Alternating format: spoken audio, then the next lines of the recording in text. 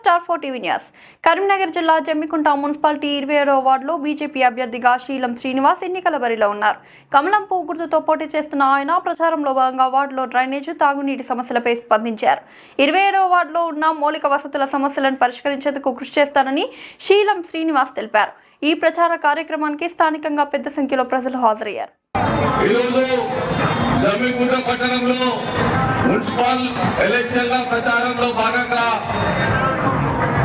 Bharatiya Janata party అభ్యర్థులుగా పోటీ చేస్తున్న మమ్మల్ని అందరినీ దీవించడానికి వచ్చిన మా అక్కలకు, మా అన్నలకు, తమ్ములకు, మా చెల్లెలకు, మా అమ్మలకి, మా అయ్యలకి, అందరికీ భారతీయ జనతా పార్టీ కుటుంబ సభ్యులందరికీ శిరస్సు వచ్చి నమస్కరిస్తున్నాం.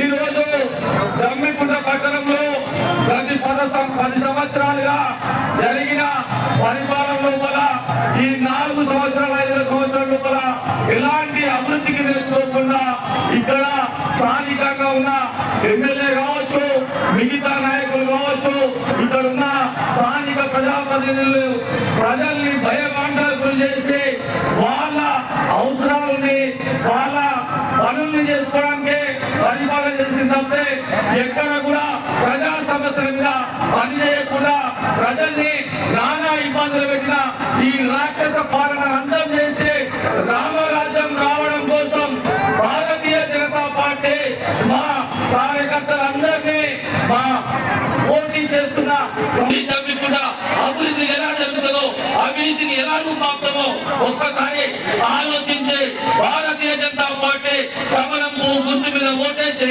మాకు అవకాశం ఇవ్వాలని చెప్పి సందర్భంగా కోరుకుంటూ ఈ అవకాశం ఇచ్చిన సభ అధ్యక్షులకి మీ అందరికీ మరొకసారి శిరస్సు వంచి నమస్కరిస్తున్నా. భారత్ మాతా కీ